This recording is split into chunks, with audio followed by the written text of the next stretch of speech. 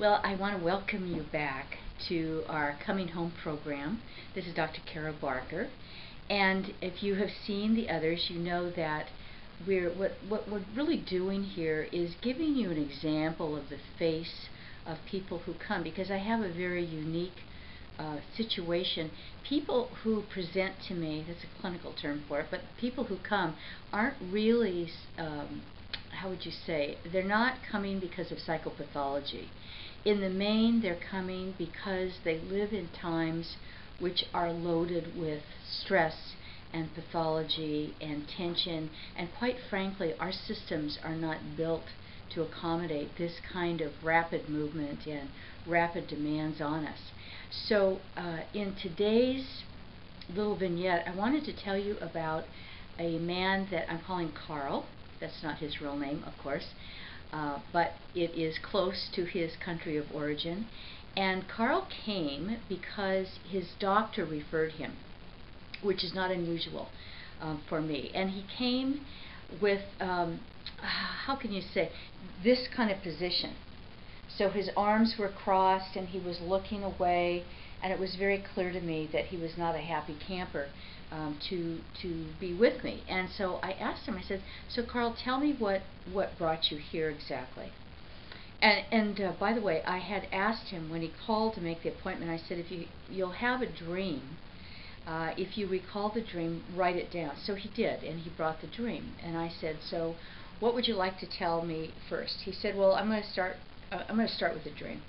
He said, the dream, I was on a horse, and the horse was blind, and the horse was running all over the place, and the horse came to the edge of this this cliff, this plateau, and he tossed me over the edge into it, and then I woke up. And I said, what were you doing when in that very last part of the dream? And he said, well, I was falling. I was falling and falling. Now, as a Jungian, we pay attention to dreams, because dreams, like body symptoms or doodles or anything of that nature, any kind of expression from us, are always telling us information that's there to help us move in the direction of a fuller life expression. So I listened to his dream and I said, so now tell me, Carl, about the actual situation that came about so that your doctor referred him. And he says, oh, he said, I have that, well, it's on TV, that dysfunction. And I said, that dysfunction. He said, yeah, that dysfunction, the guy on TV, the politician, the dole. I said, the dole. Well, what do you mean by the dole? He says, the dole. Clearly he was getting very annoyed. And I said, the dole. I said, you mean, are you talking about Bob Dole and erectile dysfunction? He said, yeah, that. So I've tried all the pills, and he said, you know, the pills aren't doing me a heck of a lot of good, and Olga's mad as a hornet, and Olga's my wife. We've been together 16 years, and she's mad as a hornet. None of this is working, and besides which, it's starting to affect my my hearing. I'm not hearing so good these days. And he's looking away like this. He's looking away.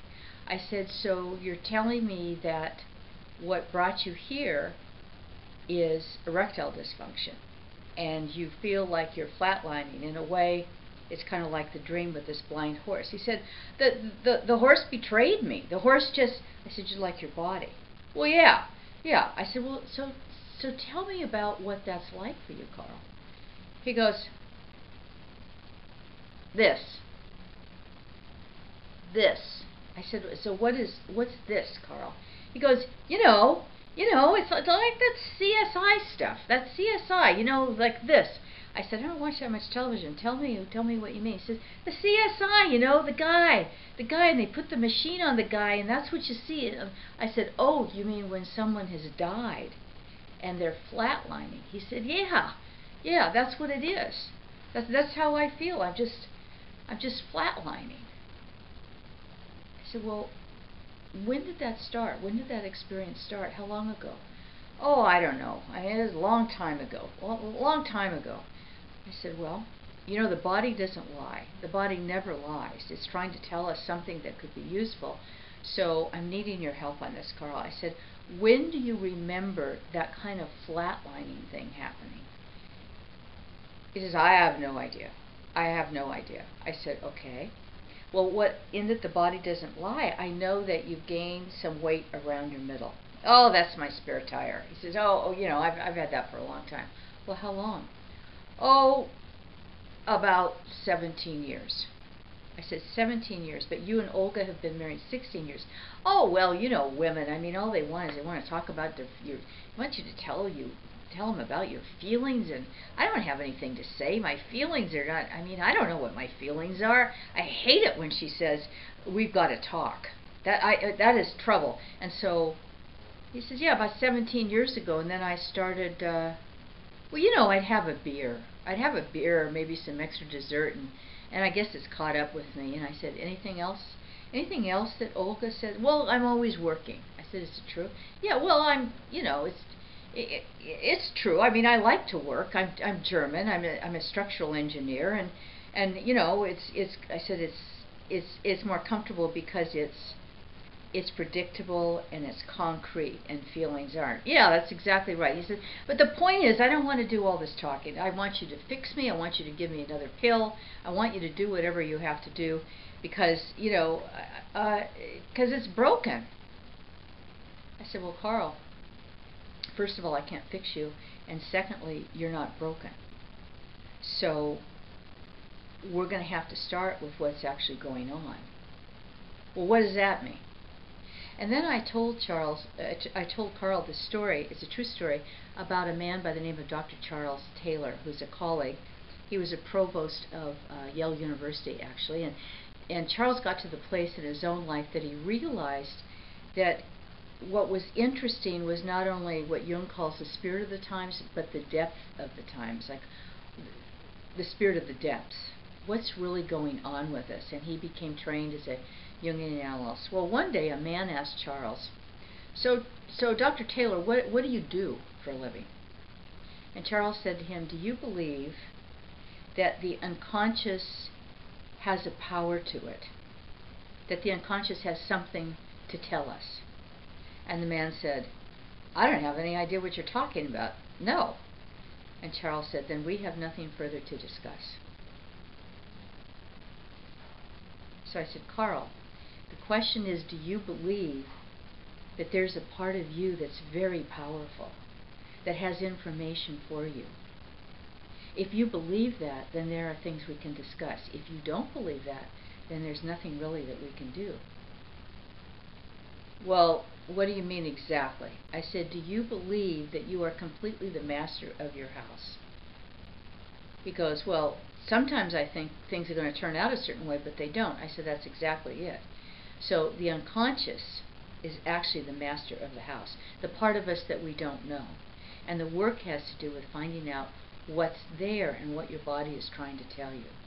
So what that means is taking a look at your life. You're a structural engineer, right? And you know about cornerstones. So what we're really dealing here with, Charles, is we're dealing with you looking at how true your actions are that you're taking. Where those are really coming from.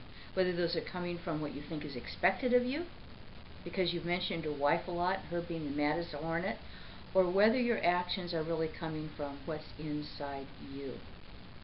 Because there's a great deal of stress that you're talking about here. And he thought about it, and he looked away again, and he said, I need an example. I need an example. I thought of a man by the name of Dr. Howard Thurman. And Thurman said, I want to be more loving in my heart.